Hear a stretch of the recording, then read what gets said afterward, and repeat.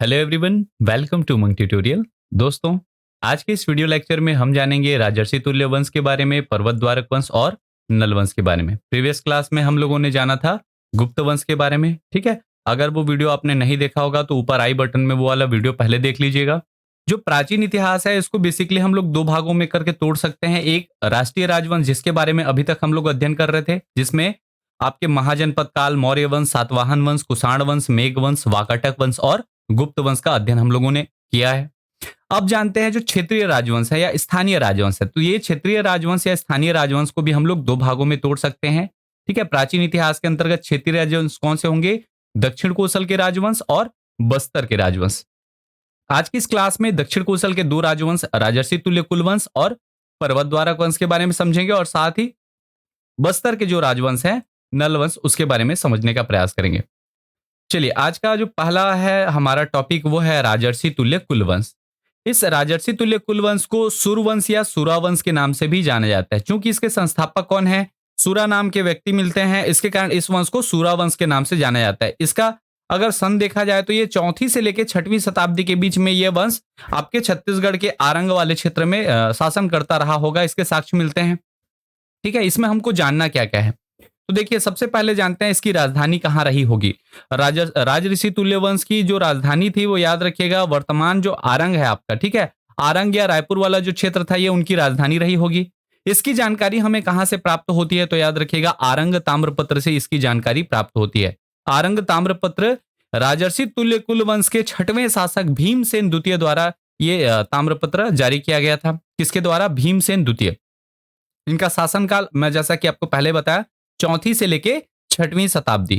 संस्थापक कौन है? तो सूरा नाम के व्यक्ति मिलते हैं, इस कारण इस वंश को इसके नाम से ही जाना जाता है। ठीक है, जैसे एग्जांपल के लिए लेते हैं श्रीगुप्त। श्रीगुप्त ने कौन से वंश की स्थापना की? गुप्त वंश की। ठीक है, चंद्रगुप्त मौर्य, तो उन्होंने कौन से वंश की स्थापना की? मौर्य वंश की। इस टाइप का उनका जो नाम रहता है उसी नाम से उस वंश का नाम जाना जाता है।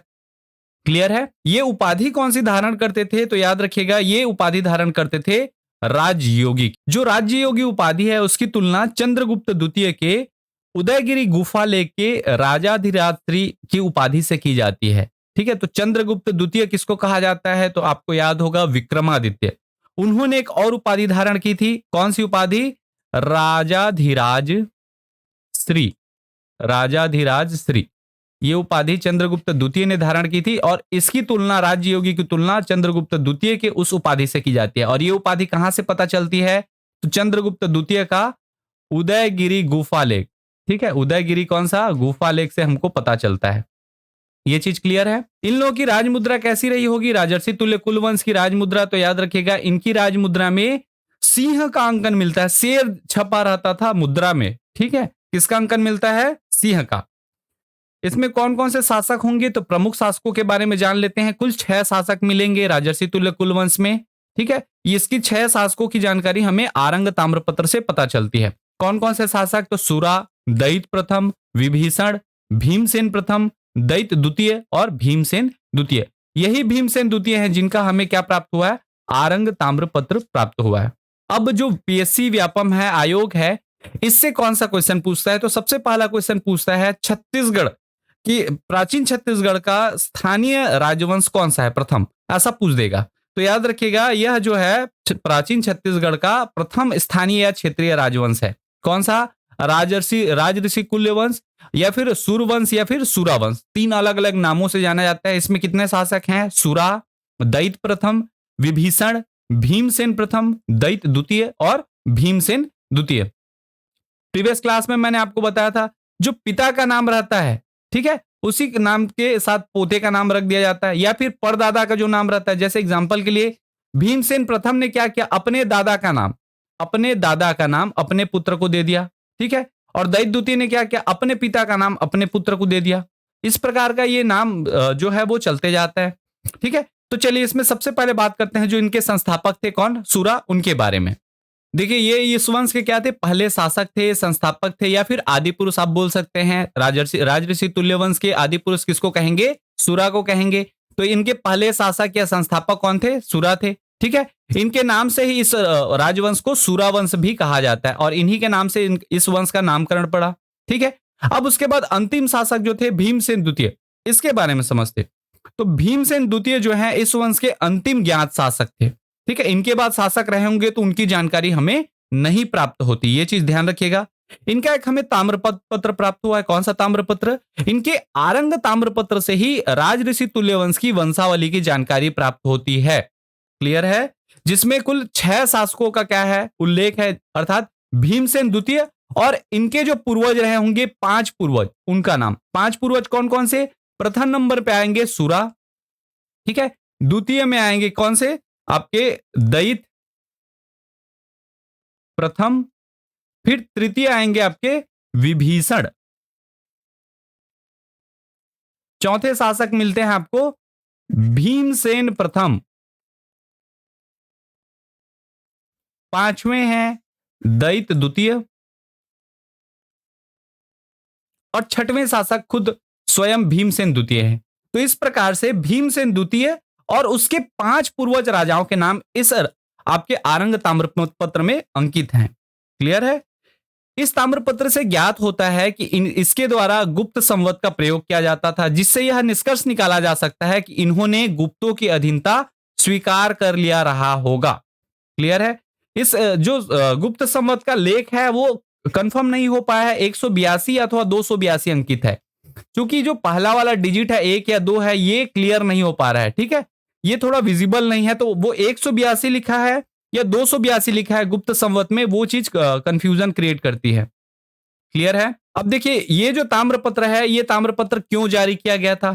तो इसमें याद रखिएगा, भीमसेन द्वितीय द्वारा हरि स्वामी और बप्पा स्वामी नाम के 2 व्यक्तियों को, हरि स्वामी और कौन? बप्पा स्वामी नाम के 2 व्यक्तियों को भट्टापल्ली नामक गांव जो है वो दान देने का उल्लेख मिलता है, जिसमें वे स्वयं को, अर्थात भीमसेन द्वितीय जो है स्वयं को महाराज का संबोधन देते हैं।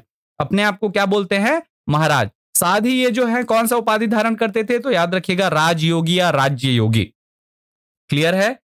आरंग ताम्रपत्र का जो प्रारंभ है वो कैसे होता है? तो आमे स्वस्ति सुवर्ण नद्या सर्व सद्या राजर्षि कुल प्रभवा कितः से होता है, जिससे यह अनुमान लगाया जाता है कि इसे स्वर्ण या फिर सोन नदी के तट से जारी किया गया था।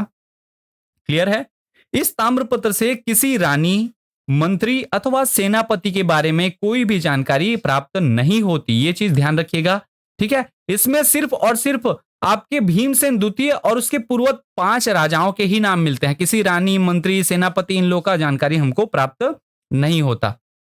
अब इसमें एक चीज आप नोट करके याद रख लीजिएगा, हमारे एक इतिहासकार हैं प्रोफेसर हीरालाल शुक्ल जी।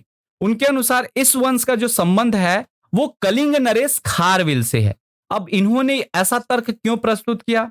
तो इसके पीछे उन्होंने कहा, अपना तथ्य दिया कि जो कलिंग नरेश खारवेल हैं, उनकी हाथी गुम्फा अभिलेख में इस वंश का संबोधन मिलता है। ठीक है, इस वंश के बारे में जानकारी प्राप्त होती है, इसलिए इस वंश का संबंध किससे रहा होगा?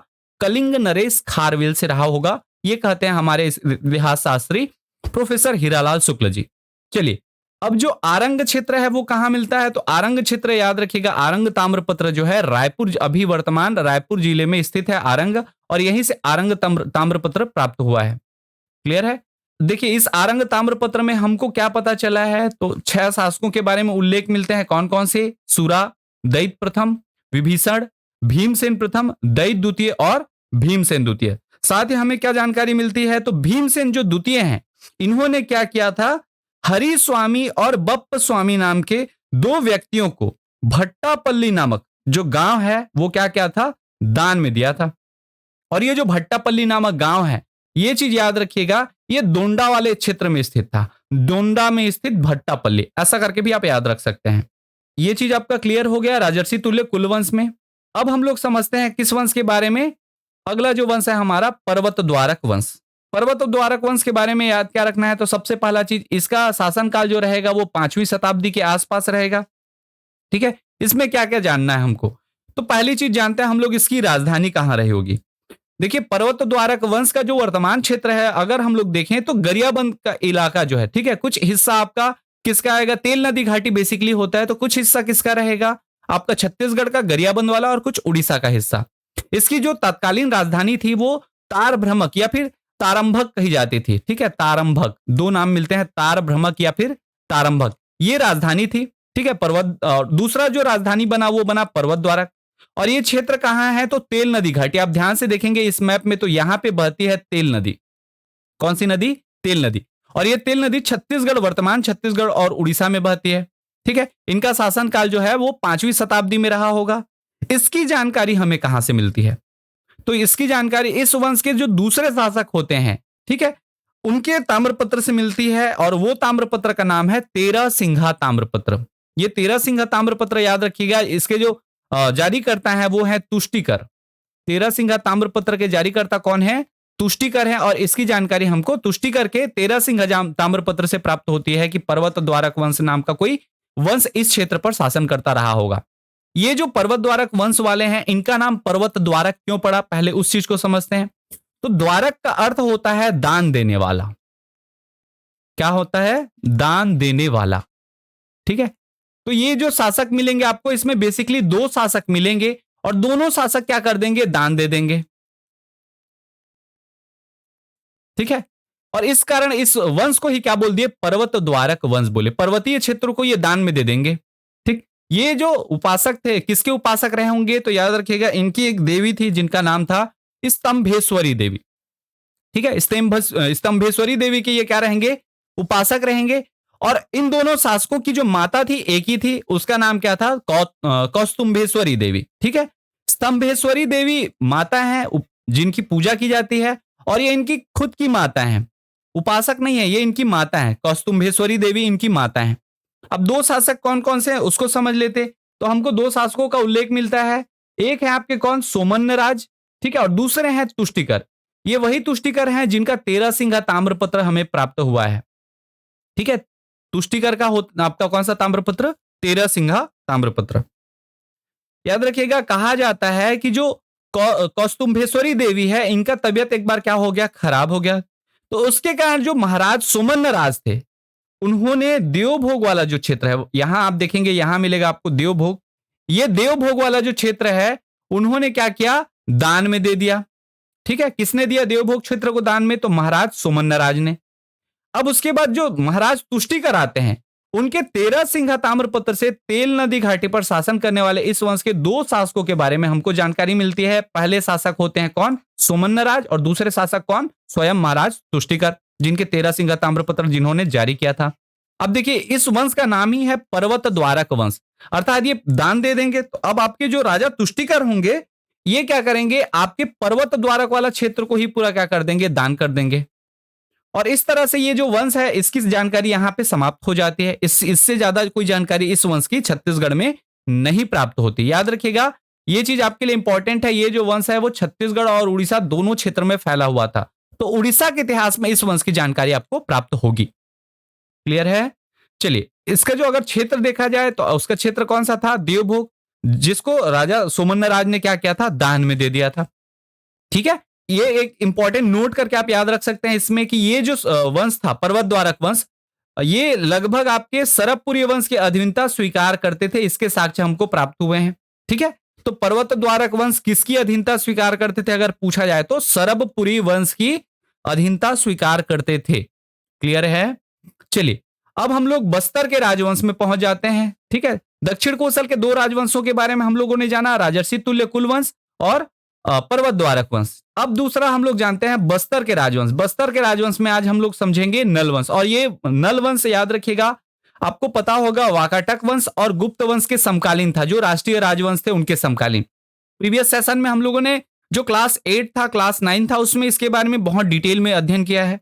ठीक है, तो आज हम लोग समझेंगे नल वंश के बारे में। नल वंश का जो शासनकाल है वो संभवतः चौथी से लेकर 12वीं शताब्दी तक रहा होगा। अब इसमें जानना क्या क्या है, तो देखिए इसके संस्थापक कौन थे, वास्तविक संस्थापक, पुनः संस्थापक, इन सब पॉइंट पे अध्ययन करेंगे। पहले बात करते हैं संस्थापक कौन थे। तो याद रखिएगा, नल वंश के संस्थापक माने जाते हैं सिसुक।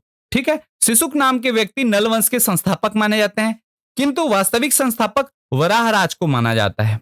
ठीक है, अब वराहराज के बाद आप बोलेंगे वास्तविक संस्थापक हो गए तो पुनः संस्थापक की क्या जरूरत थी। तो आज की स्टोरी में हम लोग वो चीज समझेंगे कि पुष्करी एक बार क्या हो गया था? तबाह हो गया था। और पुष्करी को पोड़ागढ़ के रूप में फिर से एक व्यक्ति क्या करेगा? बसाएगा। और वो व्यक्ति कौन होंगे? तो याद रखिएगा, स्कंद वर्मन। ठीक है, इसके बाद इनकी जो राजधानी है, तो आरंभिक राजधानी याद रखिएगा, नल वंश की आरंभिक राजधानी आपकी कोरापुट उड़ीसा वाले क्षेत्र में थी, जबकि बाद में नवीन राजधानी पुष्करी को बनाया गया। पुष्करी अर्थात वर्तमान का भोपालपट्टनम। और बाद में पुष्करी को तबाह करने के बाद पोड़ागढ़ के नाम से इसको बसाया जाएगा, और बाद में राजधानी कौन सी बना ली जाएगी, वही पुष्करी पोड़ागढ़ के रूप में जब बसेगी तो पोड़ागढ़ राजधानी हो जाएगी। ठीक है, 3 राजधानियां देखने को मिलेंगी। पहली राजधानी कोरापुट, दूसरी राजधानी पुष्करी और तीसरी राजधानी पोड़ागढ़। ये किसके समकालीन था, तो जैसा कि मैं आपको पहले ही बताया, ये वाकाटक और गुप्तों के समकालीन था। वाकाटक और गुप्त वंश जो है राष्ट्रीय राजवंश थे, जबकि नल वंश जो है वो क्षेत्रीय राजवंश था। ठीक है, या स्थानीय राजवंश था। इसमें सबसे ज्यादा प्रतापी शासक का नाम अगर देखा जाए नल वंश का, तो वो मिलते हैं आपको विलासतुंग, जिन्होंने राजिम के राजीव लोचन मंदिर का निर्माण करवाया। ठीक है, और इस वंश के अंतिम शासक मिलते हैं आपको नरेंद्र थबल। क्लियर है। अब देखिए, प्रमुख शासकों में आपको इसमें याद रखना है, कुल हम लोग लगभग 15 शासकों के बारे में अध्ययन करेंगे, जिसमें से मोटा माटे आपको सिर्फ 10 शासकों के बारे में जानना है। 1-2 शासक बस ऐसे हैं कि नाम आएंगे और जाएंगे। ठीक है, जैसे पहले शासक सिसुक। सिसुक आपके पहले शासक हैं, नरेंद्र थबल जो है अंतिम शासक हैं। ये दोनों पॉइंट आपको ऐसे ही पता चल गया, 2 शासक कम हो गए। ठीक है, तो प्रमुख शासकों में कौन कौन से मिलेंगे, मैं पूरे शासकों को आपको बता दे रहा हूं, पढ़ना क्या है उसको आगे हम लोग देखेंगे। ठीक है, सबसे पहले जो नंबर पे आएंगे, यहां पे आएंगे प्रमुख शासक में, पहले नंबर पे आते हैं सिसुक, दूसरे नंबर पर आते हैं व्याघ्रराज, तीसरे नंबर पर आते हैं वृषभराज, चौथे नंबर पर आते हैं वराहराज। ये वराहराज जिनको वास्तविक संस्थापक माना जाता है। ठीक है, उसके बाद वराहराज के पुत्र आते हैं भौदत्त वर्मन। अब ये भौदत्त वर्मन के 2 पुत्र होते हैं। बड़े पुत्र का नाम है अर्थपति भट्टारक और दूसरे पुत्र का नाम है स्कंदवर्मन। स्कंदवर्मन के बाद शासक बनेंगे स्तंभराज, फिर शासक बनेंगे नंदराज, फिर आते हैं पृथ्वीराज। पृथ्वीराज याद रखिएगा विलासतुंग के दादा हैं और विरूपाक्ष विलासतुंग के पिता हैं। उसके बाद हमारे सबसे प्रतापी शासक आएंगे विलासतुंग। इनके बाद जो शासक बनते हैं उनका नाम है पृथ्वी व्याघ्र। फिर आते हैं हमारे भीमसेन। अब ध्यान रखिएगा, यहां सिर्फ आपको एक भीमसेन मिलेंगे, जबकि आपके राजऋषि तुल्य वंश में 2 भीमसेन मिलते हैं, भीमसेन प्रथम, भीमसेन द्वितीय। ठीक है, अगर आपको भीमसेन प्रथम या भीमसेन द्वितीय नाम से उल्लेख मिलता है तो आप दिमाग लगाइएगा वो कौन से वंश का होगा, राजऋषि तुल्य वंश का। लेकिन एक ही बार भीमसेन मिलता है नाम, तो वो किसका रहेगा, नलवंश का। इनके भी आपको ताम्रपत्र मिलेंगे, अभिलेख मिलेंगे, याद रखिएगा ये भीमसेन के भी। और अंतिम ज्ञात शासक आपको मिलते हैं कौन, नरेंद्र थबल। तो इस प्रकार से इनकी वंशावली थी। अब जानते हैं नल वंश के बारे में हमको जानकारी कहां से मिलती है, नल वंश की जानकारी के स्रोत क्या क्या है। सबसे पहला जो स्रोत है आपको पता होगा, गुप्त वंश में हम लोगों ने देखा था प्रीवियस क्लास में, समुद्रगुप्त का प्रयाग प्रशस्ति अभिलेख। ठीक है, जो हरिसेन के द्वारा लिखा गया था, हरिसेन कृत प्रयाग प्रशस्ति अभिलेख। इस अभिलेख से हमें क्या जानकारी मिलती है, तो यह जानकारी मिलती है कि समुद्रगुप्त ने अपने दक्षिणापथ अभियान के दौरान कौशल नरेश महेंद्र सेन और महाकांतार के नलवंशीय शासक व्याघ्रराज को हराया था। और ये व्याघ्रराज के बारे में पहला चीज आपको मिल गया कहां से, प्रयाग प्रशस्ति अभिलेख से, इस वंश के बारे में जानकारी। ठीक है, दूसरा साक्ष्य मिलता है रिद्धिपुर ताम्रपत्र। रिद्धिपुर ताम्रपत्र किसका है, तो ये है आपका भौदत्त वर्मन का। भौदत्त वर्मन आपके कौन है, भौदत्त वर्मन वराहराज के क्या हैं, बाद के शासक हैं। ठीक है, अब ये जो भौदत्त वर्मन है, इन्होंने क्या किया था, नरेंद्र सेन के ऊपर आक्रमण कर दिया था। ठीक है, आपके नंदीवर्धन वाले क्षेत्र में, और वो वाले क्षेत्र को जीता था और वहां पे अपने नाम से क्या रिद्धिपुर ताम्रपत्र बंटवाया था। इसका स्टोरी और अच्छे से हम लोग समझेंगे। ठीक है, तो यहां से भौदत्त वर्मन का रिद्धिपुर ताम्रपत्र, इनके बारे में जानकारी मिल गया। अगला जो साक्ष्य है वो है केसरी बेड़ा ताम्रपत्र। केसरी बेड़ा ताम्रपत्र इनके जो बड़े पुत्र हैं, भौदत्त वर्मन के बड़े पुत्र अर्थपति भट्टारक का है। ठीक है, तो इनके बारे में आप हमको जानकारी मिल जाएगा। इसके बाद आता है पोड़ागढ़ अभिलेख, जो जयपुर उड़ीसा में प्राप्त हुआ है। यह है किसका, स्कंदवर्मन का। ठीक है, तो स्कंदवर्मन की जानकारी यहां से प्राप्त होगी, उस काल में कैसा रहा, कैसा हुआ। क्लियर है। अब इसके बाद आते हैं हमारे कुलिया अभिलेख से, बालोद छत्तीसगढ़ में प्राप्त हुआ है। और ये कुलिया अभिलेख में आपको याद रखिएगा, यहां से स्तंभराज इस अभिलेख को जारी करेंगे तो इनकी जानकारी मिल जाएगी। ठीक है, उसके बाद जो नंदराज हैं, इनके बारे में एक चीज यही जान लीजिए कि इन्होंने नालंदा में पढ़ाई की थी। नंदराज, नंद से नालंदा, ऐसा करके भी आप याद रख सकते हैं। ठीक है, उसके बाद आते हैं हमारे शासक विलासतुंग। तो विलासतुंग के बारे में जानकारी कहां से मिलती है? तो राजिम शिलालेख, राजीव लोचन मंदिर में ही इन्होंने शिलालेख करवाया था। किसने? विलासतुंग ने। ठीक। इसके अलावा आपका पुलकेशिन द्वितीय के ऐहोल प्रशस्ति अभिलेख में भी नलवंश की जानकारी हमको प्राप्त होती है। क्लियर है? इसके अलावा आपके नंदीवर्धन के उदयंतिरम दान पत्र में भी हमको नलवंश की जानकारी मिलती है। साथ ही जो अंतिम इधर आपके शासक मिलेंगे भीमसेन, इनका आपको दो अभिलेख मिलेगा, एक पांड्या पत्थर अभिलेख और एक गुंजाम ताम्रपत्र। ठीक है। पांड्या पत्थर अभिलेख उड़ीसा से प्राप्त हुआ है भीमसेन का, और साथ ही गुंजाम ताम्रपत्र कोरापुट उड़ीसा से प्राप्त हुआ, वो भी भीमसेन द्वितीय का है। तो इन सब अभिलेखों के माध्यम से आपको नलवंश की प्रॉपर एक जानकारी प्राप्त होती है। ये साक्ष्य है, ऐतिहासिक साक्ष्य। ठीक है, कि हमको इन वंशों के बारे में जानकारी कहां से मिलते हैं। इसके अलावा सिक्के, तो चलिए एक एक शासकों के बारे में समझते हैं। सिसुक के बारे में हम लोग जानते हैं कि वो क्या है, इस वंश के आदि पुरुष या फिर पहले शासक या फिर संस्थापक। ठीक है। इसके बाद आते हैं व्याघ्रराज। ये वही व्याघ्रराज हैं जिनके ऊपर समुद्रगुप्त ने दक्षिणापथ अभियान के दौरान जिनको हराया था, और हराने के बाद व्याघ्रहंता की उपाधि क्या की थी? धारण की थी। क्लियर है?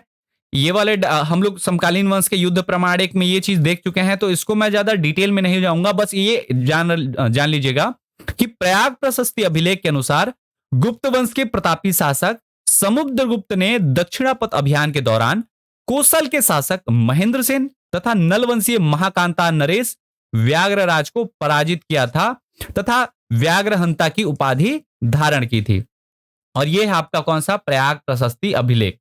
ठीक है। और ये आपकी राजधानी हुआ करती थी, तत्कालीन प्रथम राजधानी कोरापुट उड़ीसा वाले क्षेत्र में। ठीक है। तो इससे आप जान सकते हैं कि ये वाला जो क्षेत्र रहेगा ये नलों का रहेगा, ऐसा करके इधरी में फैले रहेंगे, और यहां पे डिस्प्यूट फैलेगा, यहां पे पुष्करी को लेके। यहां रहेगा आपका क्या? नंदीवर्धन। ये पुष्करी बीच का पॉइंट रहेगा, ये दोनों के लिए डिस्प्यूटेड पॉइंट रहेगा। ठीक है। चलिए, वराहराज के बाद अगले जो शासक बनते हैं वो बनते हैं हमारे वृषभ राज। देखिए, वृषभ राज के बारे में कुछ खास जानकारी नहीं मिलती है, बस इसका एक एक्स्ट्रा नाम मिलता है। तो इनके शासनकाल में क्या किया? इन्होंने नलवंश की सत्ता का संचालन किया, और इनका एक और नाम है, अन्य नाम वृषध्वज। वृषध्वज याद रखिएगा, वृष से वृषभ राज और वृषभ वृषध्वज, ये इनके एक अन्य नाम मिलते हैं। वृषभ राज के बाद अगले शासक मिलते हैं हमको वराहराज। ये इंपॉर्टेंट है। ठीक है। ये वराहराज वही शासक हैं जिनको नलवंश का वास्तविक संस्थापक माना जाता है, और कभी भी किसी शासक को वास्तविक संस्थापक तब कहेंगे जब वो क्या करेगा? आपके सत्ता का विस्तार करेगा। ठीक है। सत्ता का विस्तार आप बोलिए या फिर राज्य का विस्तार बोलेंगे। ठीक है। जब वो राज्य का विस्तार करेगा तब वो राजा वास्तव में वो संस्थापक होगा। ठीक है। तो वराहराज ने क्या किया? आसपास के क्षेत्रों को जीतना प्रारंभ किया। इन्होंने स्वतंत्र शासक के रूप में बस्तर क्षेत्र में शासन किया। कोंडा गांव के एडंगा मुद्दा ब्रांड। ठीक है। एडंगा कहां है? तो एडंगा या अडेंगा जो है वो कोंडा गांव में है, छत्तीसगढ़ के। वहां से वराहराज की 29 स्वर्ण मुद्रा प्राप्त हुई है। आप सोचिए, सोने के 29 सिक्के जिसमें श्री वराहराजस्य उत्कीर्ण है, तथा इन सिक्कों पर नंदी का अंकन है, जिससे यह ज्ञात होता है कि ये कौन से धर्मावलंबी थे? शैव धर्मावलंबी थे। अच्छा, यहां सिक्कों की बात आ रही है तो मैं आपको बता दूं कि नलवंशीय जितने भी सिक्के होंगे, जो मुद्रा होगी, उनके अग्रभाग पर कोई चित्र या कुछ लिखा जरूर होगा, लेकिन जो पश्च भाग रहेगा अर्थात पीछे का भाग वो ब्लैंक रहेगा। ठीक है। ये चीज याद रखिएगा, वो ब्लैंक रहेगा। आगे में आपके कोई भी डायग्राम ऐसे बनेंगे, कुछ लिखा रहेगा, लेकिन पीछे वाला भाग पूरी तरह से ब्लैंक रहेगा, खाली रहेगा, कोरा रहेगा। अब जो वराहराज के बारे में अध्ययन किए हैं वो हैं डॉक्टर वासुदेव विष्णु मिरासी। पूरा नाम इनका क्या है? डॉक्टर वासुदेव विष्णु मिरासी। ये जो है ये नलवंश का पूरा अध्ययन करेंगे, और नलवंश का जब अध्ययन करेंगे तो उनके अनुसार वराहराज जो है वो भवदत्त वर्मन का पिता था। भवदत्त के पिता थे बोल के कौन बोल रहे हैं? डॉक्टर वासुदेव विष्णु मिरासी। क्लियर है? तो इनके बारे में कुछ स्टोरी समझ लेते हैं। जो वराहराज हैं ये क्या करते हैं? वराहराज कौन है? तो वृषभ राज के पुत्र हैं, ये चीज याद रखिएगा। इन्होंने सत्ता अपने फैलाने के लिए वास्तविक संस्थापक बन रहे हैं, तो आसपास क्षेत्रों को क्या करेंगे? आक्रमण करेंगे। और आसपास क्षेत्र में वाकाटक शासक कौन थे? उधर नंदीवर्धन क्षेत्र में थे प्रवरसेन द्वितीय। प्रवरसेन कौन है? तो रुद्रसेन द्वितीय और प्रभावती के छोटे पुत्र, अर्थात चंद्रगुप्त द्वितीय के नाती। आपको याद होगा ध्रुव स्वामिनी और चंद्रगुप्त द्वितीय के, जिनका नाम दामोदर सेन था, सत्ता में बैठते हैं जब गद्दी पर, तो प्रवत सेन द्वितीय के नाम से बैठते हैं। तो इनके ऊपर क्या किया, वराहराज ने आक्रमण कर दिया। ठीक है, तो इसमें हमको क्या साक्ष्य मिलता है कि नल वंशीय शासक वराहराज के प्रभाव से जो प्रवर सेन द्वितीय है, उन्होंने अपनी राजधानी को कुछ समय के लिए नंदीवर्धन से कहां स्थानांतरित कर दी, प्रवरपुर, जो आजकल वर्तमान में पवनार या वर्धा वाला जो क्षेत्र है वहां स्थानांतरित कर दिया। अर्थात नागपुर से कहां ले गए, राजधानी वर्धा ले गए। ठीक है, कौन लेके गया, तो प्रवर सेन द्वितीय। चूंकि ये बार बार क्या कर रहे थे, वराहराज प्रवर सेन द्वितीय के ऊपर आक्रमण कर रहे थे, तो उन्होंने लोगों के हित के लिए अपनी राजधानी को परिवर्तित कर दिया। नंदीवर्धन से कहां लेके चले गए, प्रवरपुर। अभी स्टोरी ध्यान रखिएगा, ये जो प्रवर सेन द्वितीय हैं, इनके पुत्र होते हैं नरेंद्र सेन। इनके पुत्र कौन होंगे, नरेंद्र सेन। और ये नरेंद्र सेन जब देखे रहते हैं ये ऐसा चीज हो रहा है, तो जब उनको सत्ता मिलती है, प्रवर सेन द्वितीय के बाद सत्ता किसको मिलेगी, नरेंद्र सेन को। अब नरेंद्र सेन क्या करेंगे, इसी वराहराज के ऊपर, जो प्रवर सेन द्वितीय के पुत्र हैं, यही वराहराज के ऊपर वो क्या कर देंगे, वो आक्रमण कर देंगे। और उसके बाद क्या करेंगे, जो वराहराज ने उनका जो क्षेत्र जीता हुआ था उसको क्या करेंगे, वो पराजित करके कुछ क्षेत्र को अपने अधिकार में फिर से ले लेंगे। ठीक है, राइवलरी अब स्टार्ट हो रही है। वराहराज ने स्टार्ट किया था, समझते चलिएगा, वराहराज नलवंशीय शासक हैं, उन्होंने प्रवर सेन द्वितीय के ऊपर हमला किया। प्रवर सेन द्वितीय के जो पुत्र हैं नरेंद्र सेन, उन्होंने वराहराज के ऊपर हमला कर दिया और अपना जो क्षेत्र है उसको वापस अधिकार में ले लिया। यहां तक क्लियर है। अब देखिए, जो आपके वराहराज हैं, इनके सिक्के कहां से मिले हैं, तो इनके सिक्के कोंडा गांव के अड़ेंगा या फिर एडेंगा, दो नाम मिलते हैं। कहीं कहीं इस बुक में आपको मिलेगा अड़ेंगा, और किसी किसी शास्त्र में मिलेगा आपको कहीं साक्ष्य ऐसा रहता है जिसमें एडेंगा लिखा रहता है। तो बड़ा इशू नहीं है, एडेंगा है, लेकिन अ है या ए है वो सिर्फ प्रोनाउंसिएशन के कारण रहता है। इसमें याद रखिएगा 29 सोने के सिक्के मिले हैं, किसके, वराहराज के। इसके बाद वराहराज का जो पुत्र होता है अर्थात भौदत्त वर्मन, उनके एक सिक्के मिले हैं। और उनके भौदत्त वर्मन के जो पुत्र हैं अर्थपति भट्टारक, उनके 2 स्वर्ण मुद्राएं मिली हैं। कुल यहां से कितने मिले हैं, तो याद रखिएगा 32 सोने के सिक्के मिले हैं। कितने, 32 सोने के सिक्के कोंडा गांव के अड़ंगा से। ठीक है, जिसमें से 29 किसके थे, तो 29 सोने के सिक्के वराहराज के थे, 1 सोने के सिक्का भौदत्त वर्मन का था और 2 अर्थपति भट्टारक का था। क्लियर है। देखिए, इस सिक्कों के अग्रभाग पर चित्र एवं चित्र का क्या है, उल्लेख है, चित्र है या कुछ लिखा हुआ है, जैसे श्री वराराजस्य कीर्ति, ऐसा कुछ लिखा रहेगा। जबकि पश्च भाग क्या रहेगा, रिक्त रहेगा, ब्लैंक रहेगा, जो चीज मैं आपको पहले ही बताया। अभी ये जो सिक्के हैं इनको अध्ययन किसने किया, तो आपको पहले एक नाम मैं आपको बताया था, डॉक्टर वासुदेव विष्णु मिरासी। यही वो व्यक्ति हैं जिन्होंने कोंडा गांव या फिर अड़ेंगा से प्राप्त सिक्कों का अध्ययन किया और उसके आधार पर बताया कि वराहराज जो है वो भौदत्त वर्मन के पिता हैं और भौदत्त वर्मन अर्थपति भट्टारक के पिता हैं। ये चीज कौन बताते हैं, डॉक्टर वासुदेव विष्णु मिरासी। क्लियर है। चलिए, इसके बाद अगले हम लोग शासक समझते हैं भौदत्त वर्मन, जो आपके वराहराज के क्या हैं, पुत्र हैं। ठीक है, तो भौदत्त वर्मन ने क्या किया, आपको याद होगा, वराहराज के ऊपर नरेंद्र सेन ने आक्रमण किया था। ठीक, तो ये क्या करेंगे, अपने पिता का बदला लेंगे और ये आक्रमण कर देंगे नरेंद्र सेन के ऊपर। इससे पहले हम लोग जानते हैं भौदत्त वर्मन ने कौन सी उपाधि धारण की थी, इनके ताम्रपत्र, इनके साक्ष्य क्या क्या मिले। तो भौदत्त वर्मन ने, याद रखिएगा, बहुत आपको महाराजा और भट्टारक की उपाधि धारण की थी। अब क्वेश्चन एक बनता है, भट्टारक की उपाधि किसने धारण की थी। सब लोगों को कंफ्यूजन होता है, अर्थपति भट्टारक, पहला चीज आ जाता है अर्थपति भट्टारक। भौदत्त वर्मन के 2 पुत्र थे, बड़े पुत्र का नाम था अर्थपति और छोटे पुत्र का नाम था स्कंद वर्मन।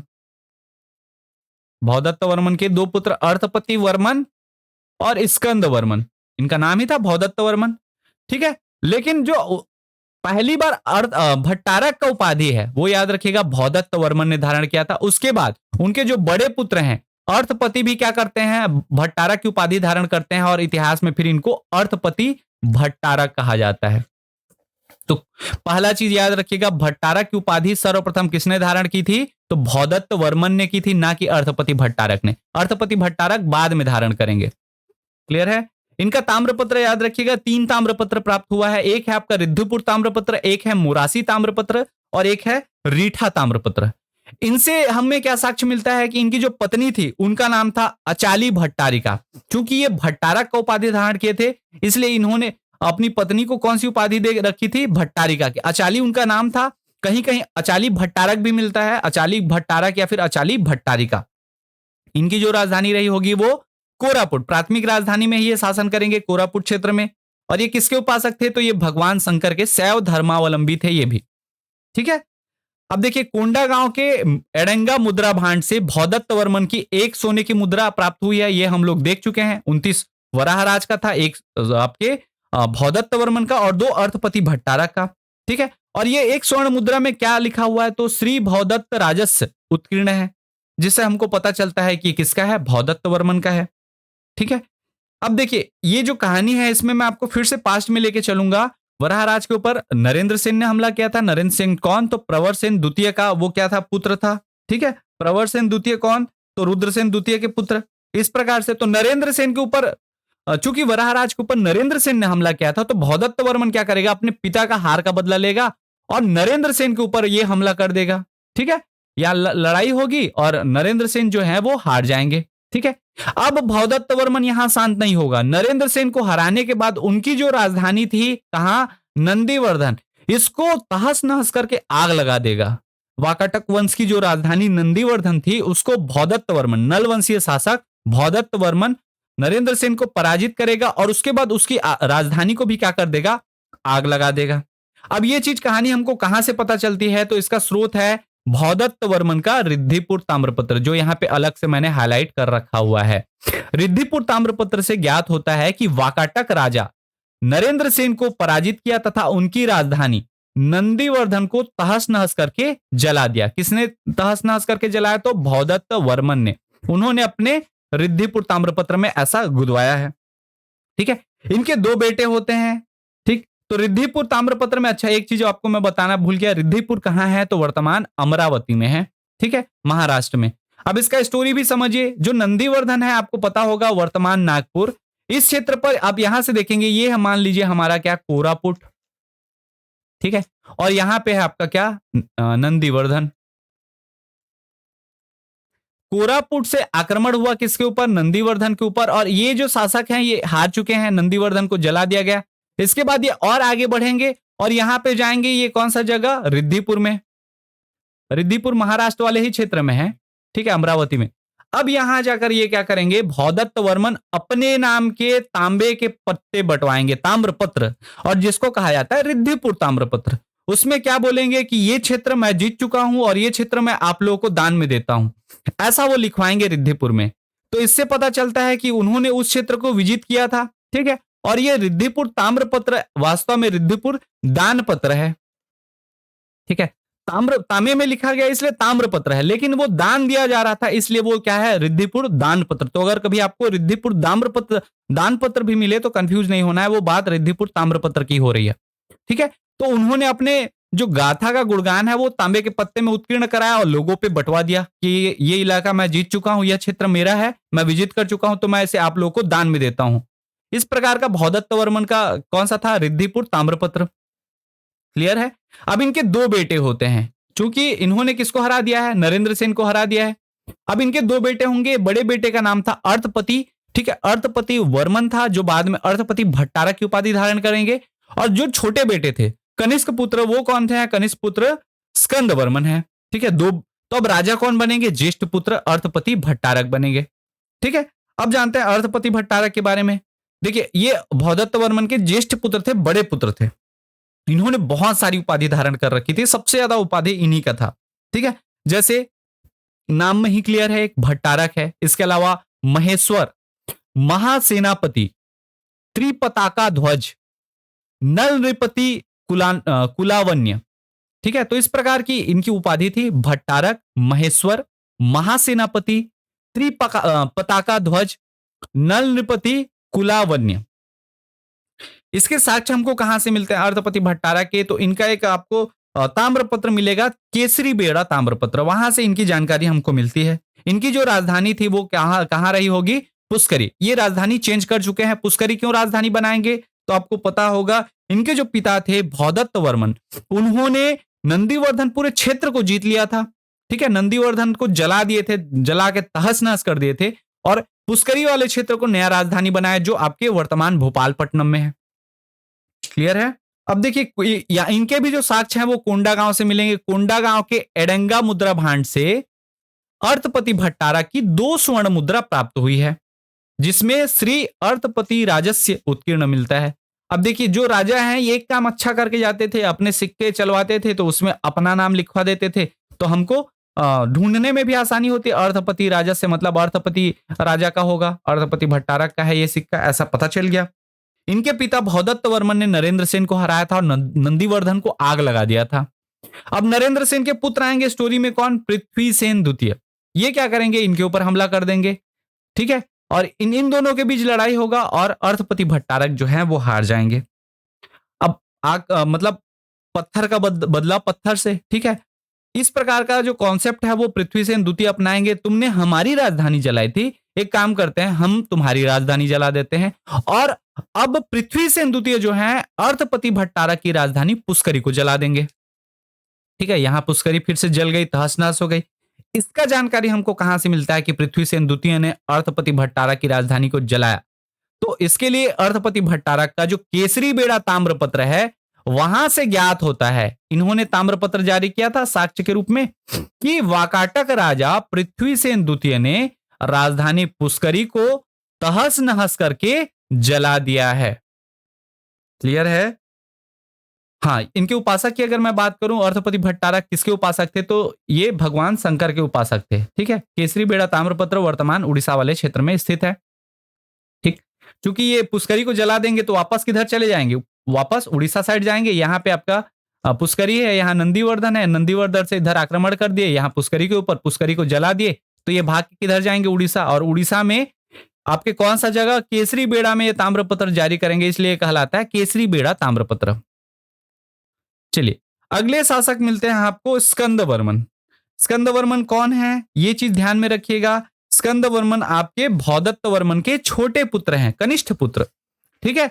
और स्कंदवर्मन कौन है? तो अर्थपति भट्टारक के क्या हैं? भाई हैं। ये चीज क्लियर है?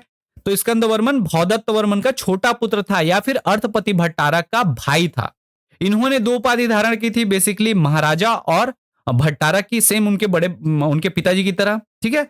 साक्ष्य इनके कहां से मिलते हैं? तो इनका जो साक्ष्य है वो पोड़ागढ़ अभिलेख से मिलता है। पोड़ागढ़ इन्होंने ही बसाया था। पोड़ागढ़ में विष्णु मंदिर बनवाया और उस विष्णु मंदिर में एक अभिलेख पत्थर में लिखवाया जिसका नाम था पोड़ागढ़ अभिलेख या फिर पोड़ागढ़ शिलालेख। इतिहास में नलवंश का पहला शिलालेख मिलता है। तो अगर आपको कभी पूछे नलवंश का पहला अभिलेख या शिलालेख, अभी तक देख रहे थे जितना भी देखे वो ताम्रपत्र थे, लेकिन ये क्या है? अभिलेख है। तो पहला अभिलेख या शिलालेख किसका मिलता है? तो स्कंदवर्मन का पोड़ागढ़ अभिलेख। इनकी जो राजधानी है वो कहां रही होगी? चूंकि पुष्करी को जला दिया गया था तो ये क्या करेंगे? पुष्करी को पुनः बसाएंगे, ठीक है। और राजधानी पुष्करी को बनाएंगे। किसके रूप में बसाएंगे? पोड़ागढ़ के रूप में। तो इनकी राजधानी मिलेगी आपको पोड़ागढ़। कहीं कहीं ऐसा पोड़ागढ़ लिखा रहता है, ठीक है। तो मात्राओं पे उतना ध्यान मत दीजिएगा, पोड़ागढ़ देख लीजिएगा आप उस चीज को। ये किसके उपासक थे? तो देखिए अभी तक जितना ट्रेंड चल रहा था सब शैव धर्मावलंबी थे, ठीक है, भगवान शंकर के उपासक थे। लेकिन स्कंदवर्मन जो है ये भगवान विष्णु के उपासक थे। इसके साक्ष्य भी मिलेंगे आपको पोड़ागढ़ अभिलेख में, ठीक है। इसका स्रोत हम अगर बात करें तो स्कंदवर्मन ने पोड़ागढ़ में भगवान विष्णु का मंदिर का निर्माण करवाया, ठीक है। इससे हमको पता चल गया जिसका मंदिर निर्माण करवा रहे हैं उसके मतलब क्या रहेंगे? उपासक रहेंगे।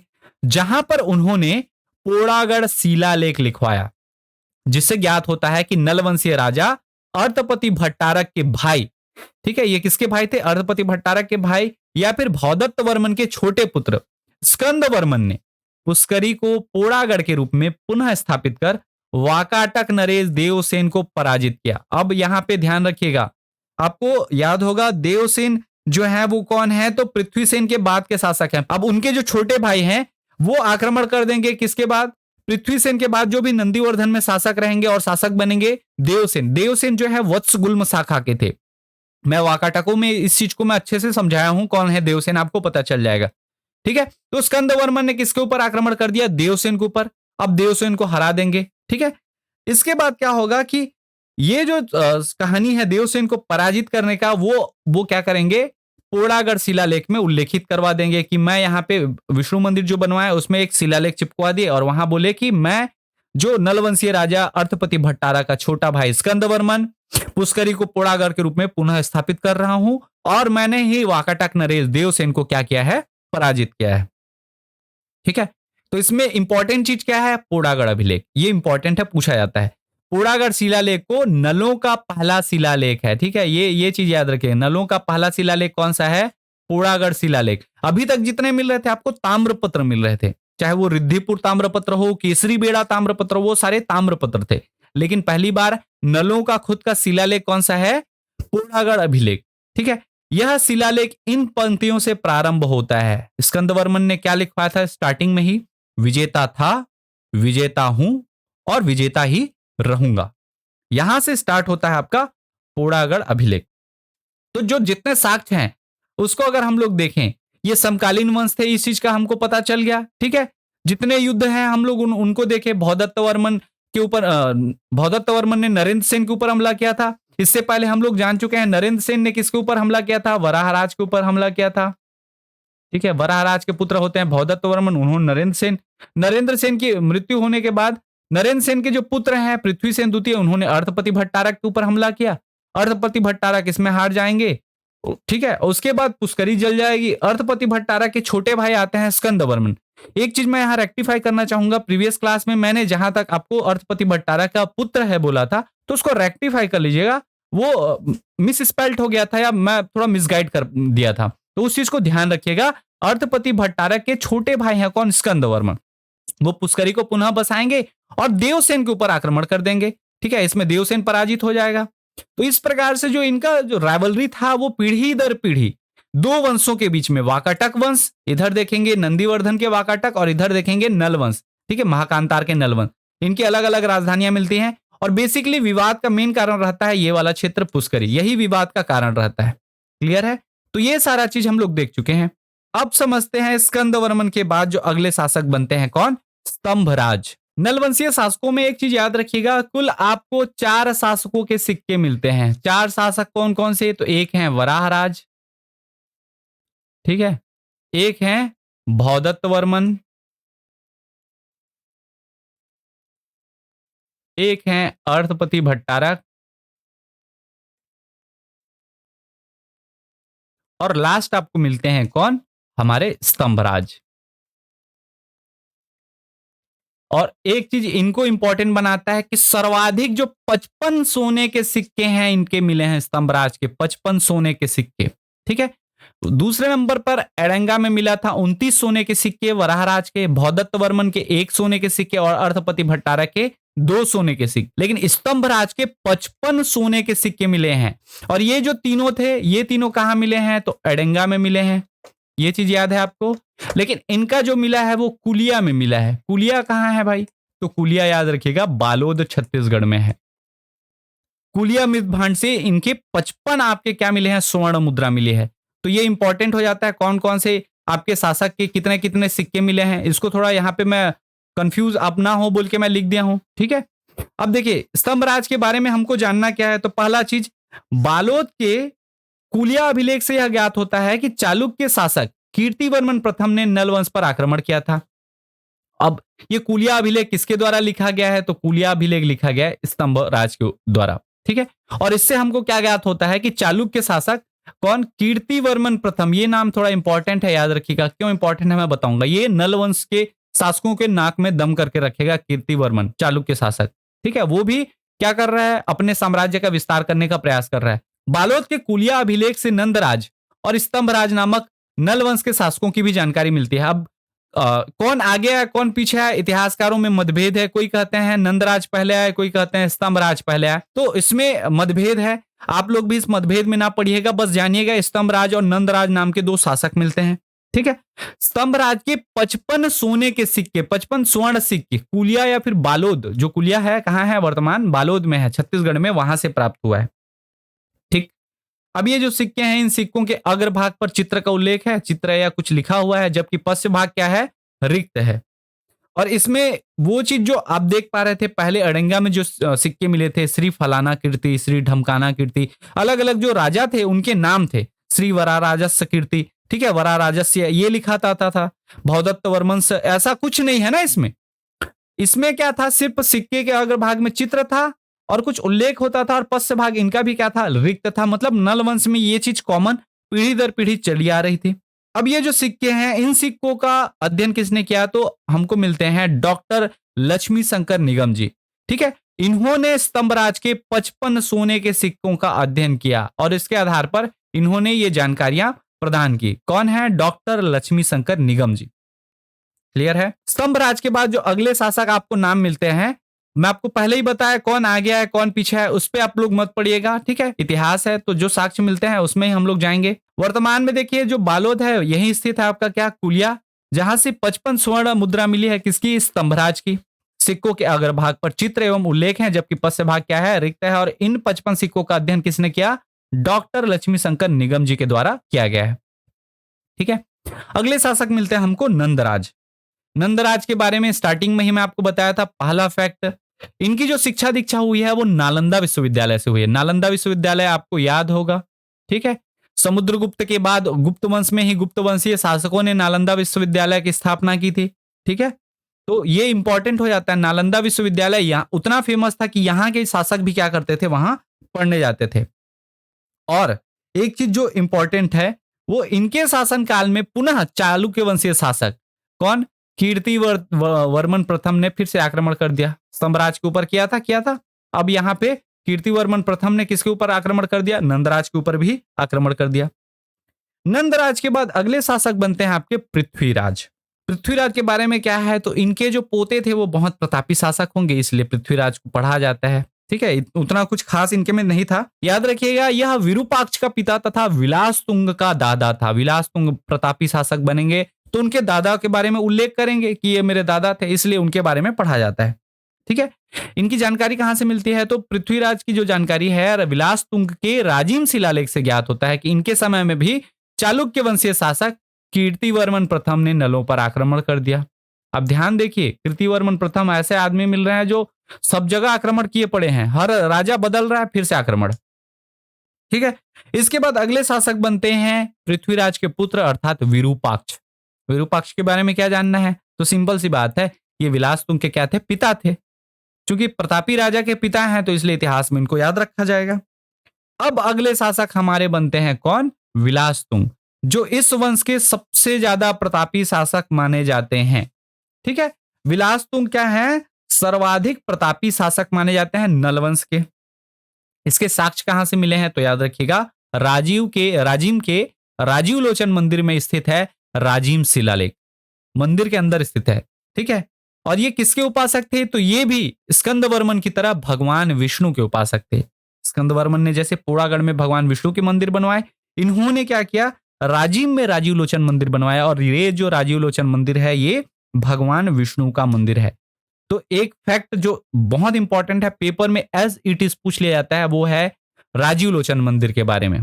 ठीक है, इसका निर्माण, ये सन आपके दिमाग में कंठस्थ हो जाना चाहिए, 712 ईस्वी, 712 ईस्वी में आपका राजीव में राजीव लोचन मंदिर का निर्माण कराया था तथा यहां राजिम शिलालेख लिखवाया। ठीक है, कब बनाया है, 712 ईस्वी में राजिम में कौन सा मंदिर, राजीव लोचन मंदिर। अब देखिए, जो विलास तुंग है इन्होंने बहुत सारा विजय अभियान चलाया, बहुत सारे क्षेत्रों को जीता, सबसे ज्यादा प्रतापी शासक माने जाते हैं। लेकिन इनका जो स्थिति था वो याद रखिएगा ताजमहल वाला स्थिति था। कौन सा, ताजमहल। नॉर्मली आपके ताजमहल का कहानी आपको पता होगा कि जो मुमताज महल थी उनकी याद में बनाया गया था। बस यहां पे ये बेगम वेगम वाला कॉन्सेप्ट नहीं है, यहां पे है पुत्र मोह। ठीक है, क्या है, पुत्र मोह। तो इनके जो पुत्र थे उनकी अकाल मृत्यु हो गई। ठीक है, और उनके पुण्य वृद्धि के लिए ये इन्होंने राजीव लोचन मंदिर का निर्माण करा है। अपनी पुत्र की मृत्यु के पश्चात उसकी देह शांति के लिए, उसकी आत्मा की शांति के लिए, उसके पुण्य में वृद्धि के लिए राजीव लोचन मंदिर का निर्माण करवाया था। किसने, विलास तुंग ने। और उस मंदिर के दीवार पर एक शिलालेख गुदवा दिया जिसका नाम था क्या, राजिम शिलालेख। ठीक है, इसमें ध्यान देने वाली बात क्या है कि यह जो मंदिर है वो द्रविड़ स्थापत्य कला की पंचायतन शैली में निर्मित है। इसका शैली पूछ दिया जाता है, कौन सी शैली में है, तो पंचायतन शैली में है। कौन सी स्थापत्य कला की, द्रविड़ स्थापत्य कला की पंचायतन शैली। इस मंदिर में काले पत्थर से निर्मित भगवान विष्णु की चतुर्भुजी प्रतिमा है, इस प्रकार की। ठीक है, कौन से पत्थर से निर्मित है? तो काले पत्थर से निर्मित है। और कौन है? भगवान विष्णु की चतुर्भुजी प्रतिमा है। क्लियर है? राजिम शिलालेख से छत्तीसगढ़ के प्राचीन इतिहास की सबसे ज्यादा जानकारी मिलती है। प्राचीन इतिहास की जानकारी मिलने के लिए बहुत एक इंपॉर्टेंट स्रोत है। और यही राजिम शिलालेख में जो नलवंश है वो भी डिफाइंड होता है। याद रखिएगा, नलवंश को हम लोग नलवंश क्यों कहते हैं? क्योंकि जो राजीव लोचन मंदिर में आपके विलास तुंग हैं, उन्होंने क्या कहा कि मेरे जो वंशज थे वो सब नल के वंशज हैं। ठीक है, इसलिए विलास तुंग के जो पूर्वज माने जाते हैं वो नल वंश के माने जाते हैं। क्लियर है? यहीं से इस वंश का नाम पड़ा नलवंश। ठीक है, क्योंकि शिशुक के नाम से शिशुक वंश हो सकता था, शिशुक इसके संस्थापक थे, लेकिन ऐसा नहीं है। विलास तुंग ने बताया कि हमारे जो पूर्वज हैं वो नल वंश के थे। ठीक, अब इसमें एक चीज और इंपॉर्टेंट याद रखिएगा, इसका जीर्णोद्धार पूछ लेता है। इंपॉर्टेंट मंदिर है, इसलिए इस मंदिर का जीर्णोद्धार कलचुरी वंश के जो शासक हैं पृथ्वीदेव द्वितीय, उनके सेनापति जगपाल देव ने कराया था। ये इंपॉर्टेंट है, ये पूछा जाता है। ठीक है, तो इसको अलग से हाईलाइट रखिएगा, इंपॉर्टेंट चीज है। मंदिर किसने बनवाया? तो आपके विलास तुंग ने बनवाया, राजिम लोचन मंदिर। लेकिन जीर्णोद्धार पृथ्वीदेव द्वितीय के सेनापति जगपाल देव ने कराया था। क्लियर है? देखिए, इसमें हम लोग अगर देखें राजीव लोचन जो मंदिर है, ठीक है, इस राजीव लोचन मंदिर में आपको राजिम शिलालेख मिला है। कुछ इस प्रकार का शिलालेख दिखाई देता था। इसको थोड़ा जूम इन करें अगर हम लोग, तो ये जो भाषा थी तत्कालीन आपके नलवंशीय भाषा का प्रयोग किया गया है। ठीक है, इसमें देखिए बगल में आपको देखेंगे तो कुछ ऐसा डेटा मिलेगा, जो डेटा मैं आपको पढ़ के बता रहा हूं। नलवंशी नरेश विलास तुंग का राजीव लोचन मंदिर शिलालेख। यह अभिलेख राजीव लोचन मंदिर की भित्ति पर प्रदर्शित है। दक्षिण कोसल के परवर्ती नलवंश का यह एकमात्र ज्ञात अभिलेख है। इसमें विलासतुंग द्वारा अपने स्वर्गवासी पुत्र की पुण्याभिवृद्धि तथा उसकी स्मृति को अक्षुण्ण बनाए रखने के लिए विष्णु के विशाल मंदिर के निर्माण का लालित्यपूर्ण वर्णन है। अभिलेख के प्रारंभ में भगवान विष्णु की सरस एवं भावपूर्ण स्तुति है। इसके पश्चात महाभारत में वर्णित नैषद नरेश राजा नल की कीर्ति का वर्णन करते हुए विलासतुंग द्वारा स्वयं के वंश का उससे सह संबंध निरूपित किया गया है और यहीं से नाम पड़ा नल वंश। ठीक है, अभिलेख में इस वंश के पूर्व पुरुष पृथ्वीराज तथा विरूपराज, या जिसको हम लोग विरूपाक्ष भी कहते हैं। ठीक है, पृथ्वीराज कौन है? विलासतुंग के दादा, और विरूपराज या फिर विरूपाक्ष कौन है? विलासतुंग के पिता का भी नामों उल्लेख है। इसके कारण इन दोनों की जानकारी मिलती है। तिथि रहित इस अभिलेख की भाषा संस्कृत तथा लिपि जो है वो कुटिल नागरी है। इसके रचयिता दुर्गगोल तथा उत्कीर्णक दुर्गहस्ती थे। रचयिता मतलब लिखने वाले, और इसको उत्कीर्ण करने वाले कौन थे? दुर्गहस्ती। कभी डेटा पूछे तो याद रखिएगा, ये डेटा भी आपको मैं जो आंकड़ा देता हूं, ऑथेंटिक डेटा देता हूं वहां का। ठीक है, लिपि के आधार पर इस अभिलेख की तिथि 7वीं सदी ईस्वी मानी जाती है और एग्जैक्ट आंसर लिया जाता है 712 ईस्वी। इसको एकदम कंठस्थ कर लीजिए, राजीव लोचन मंदिर का आंसर लिया जा चुका है कई बार। ठीक है, अभिलेख में वर्णित विष्णु मंदिर की समानता वर्तमान राजीव लोचन मंदिर से की जाती है। इस प्रकार से ये जो आपका एक समराइज फॉर्म है उसके बगल में ये दिया हुआ है। चलिए अब समझते हैं अगले शासक जो आपके विलासतुंग के पुत्र नहीं है, लेकिन नल वंश के विलासतुंग के बाद जिनकी जानकारी प्राप्त होती है वो है पृथ्वी व्याघ्र। पृथ्वी व्याघ्र के बारे में क्या जानना है कि पल्लव शासक नंदीवर्धन। अब ये नंदीवर्धन कौन है? तो पल्लव वंश के एक शासक हैं। उनके उदयेंदिरम दानपत्र, ठीक है, उदयेंदिरम दानपत्र से ज्ञात होता है कि विलासतुंग के पश्चात पृथ्वी व्याघ्र नामक व्यक्ति नल वंश का क्या बना? उत्तराधिकारी बना। ठीक है, और यहां से हमको क्या मिलता है? इसका जानकारी मिलता है कि विलासतुंग के बाद पृथ्वी व्याघ्र नाम का जो व्यक्ति है वो नल वंश का उत्तराधिकारी बना। ये कौन बता रहे हैं? तो नंदीवर्धन के उदयेंदिरम दानपत्र से हमको ज्ञात होता है। इसके बाद अगले शासक आते हैं जो आप सेकंड लास्ट बोल सकते हो, अंतिम से पहले। कौन? भीमसेन। भीमसेन के बारे में क्या याद रखना है? तो इन्होंने पहला चीज किया, अपने नाम से नगर बसा दिया। कौन सा नाम? भीमपुर। ठीक है, तो इन्होंने अपने नाम से भीमपुर नगर बसाया तथा ये जो थे ये भी शैव धर्मावलंबी थे। आपको कुछ ही मिलेंगे विष्णु वाले जिन्होंने विष्णु मंदिर बनवाया, बाकी सब शैव धर्मावलंबी। ठीक है, इनके जो दो अभिलेख हैं, ताम्रपत्र और अभिलेख बोल सकते हैं। एक है आपका क्या, उड़ीसा के कोरापुट क्षेत्र से प्राप्त गुंजाम ताम्रपत्र और पांड्या पाथर अभिलेख से इनके शासनकाल का पता चलता है। इसके पश्चात कोई प्रामाणिक जानकारी नहीं मिलती, लेकिन अंतिम शासक हम लोग मान के चलते हैं नरेंद्र थबल को, और ये नल वंश का क्या था, अंतिम शासक था। इसको आंसर लिया जाता है, नरेंद्र थबल को नल वंश का अंतिम शासक। ठीक है, तो भीमसेन द्वितीय का 2 ताम्रपत्र मिल गया, गुंजाम ताम्रपत्र और एक अभिलेख पांड्या पाथर अभिलेख, दोनों उड़ीसा में स्थित हैं। ये चीज याद रखिएगा। क्लियर है। अब हम लोग जो नल वंश से संबंधित अन्य तथ्य की अगर बात करें तो इनका जो उल्लेख है वो साहित्यिक ग्रंथों में भी है। साहित्यिक ग्रंथ मतलब जो महाकाव्य, जैसे कि आपके कौन, रामायण, रामायण में नलवंश का उल्लेख है। ठीक है, महाभारत में नलवंश का उल्लेख है।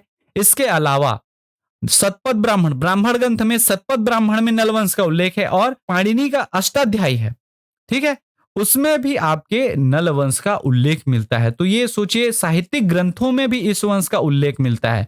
इसके अलावा जो साक्ष्य हैं हम लोग ऑलरेडी देख चुके थे। ठीक है, तो ये चीजें हम लोग देख चुके हैं। संस्थापक कौन है, समराइज करें तो सिसुक हैं।